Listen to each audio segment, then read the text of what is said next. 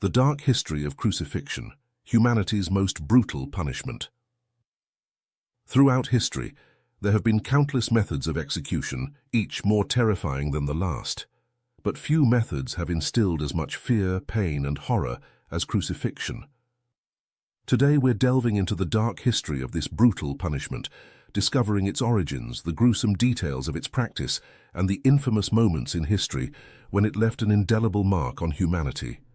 Join us as we delve into the history of crucifixion, a tale as old as civilization itself. The origins of crucifixion.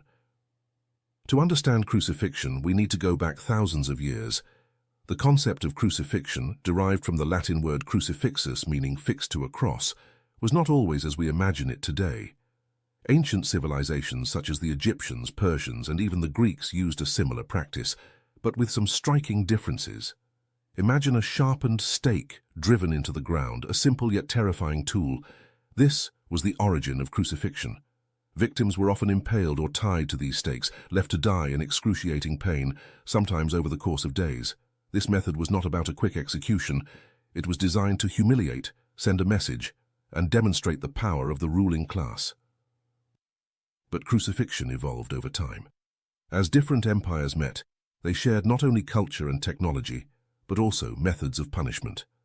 The Carthaginians, for example, were known to use a form of crucifixion long before the Romans perfected it.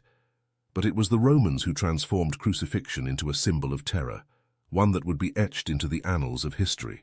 Alexander the Great and the Siege of Tyre, one of the first large-scale crucifixions in recorded history, occurred in 332 BC during the reign of Alexander the Great. His target, the fortified island city of Tyre, a Persian naval stronghold. Tyre was a seemingly invincible city, surrounded by the Mediterranean Sea and defended by massive walls. For 7 grueling months, Alexander's forces laid siege to Tyre. In a feat of engineering, they built a causeway, a massive bridge of earth and stone that spanned the water, slowly closing in on the city. The Tyrians put up a fierce resistance, but they were no match for Alexander's determination. When Tyre finally fell, the aftermath was brutal. Historians record that Alexander ordered the crucifixion of 2,000 Tyrian soldiers along the coast as a stark warning to others. Their bodies lined the shore, a macabre display of power that served as a grim reminder of Alexander's power. This event marked one of the first recorded cases of mass crucifixion, a harrowing sight that would become all too common in the centuries that followed. Crucifixion in the Roman Empire. If the practice of crucifixion was brutal under the Greeks, it became something else entirely under the Romans. The Romans didn't just use crucifixion, they perfected it, turning it into a weapon of terror and control. But who exactly could be crucified? Under Roman law, not everyone was subject to crucifixion. This punishment was reserved for the most heinous of crimes: rebellion, treason, and the gravest offenses. Slaves especially were often crucified for crimes like theft or insurrection. Roman citizens, however, were largely spared this horrific fate, unless they were guilty of the most severe treachery against the state.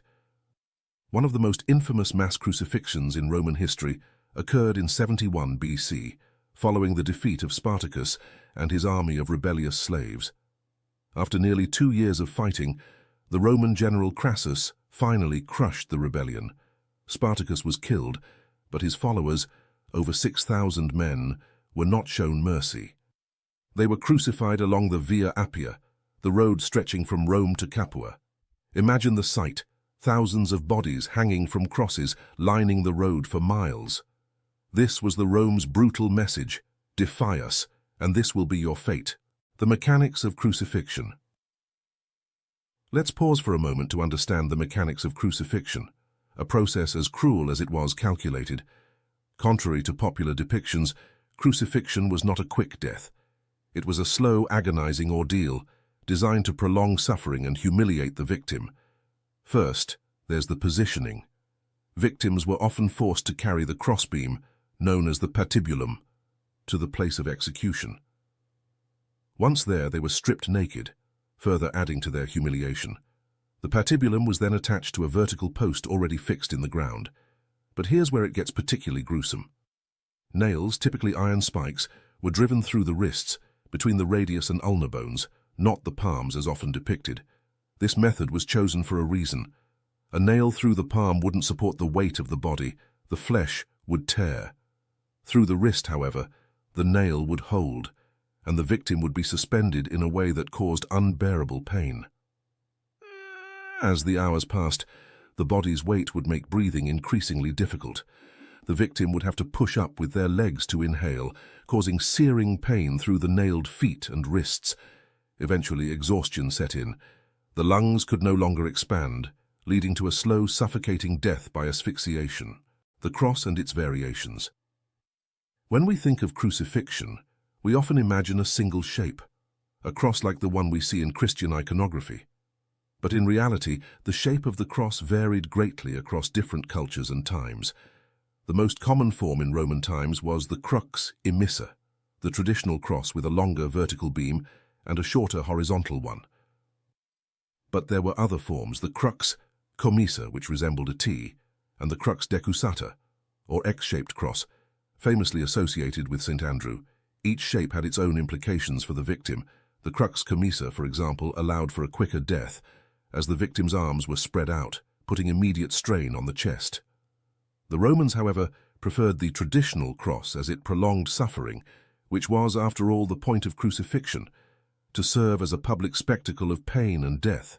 The end of crucifixion. Despite its widespread use, crucifixion eventually fell out of favor.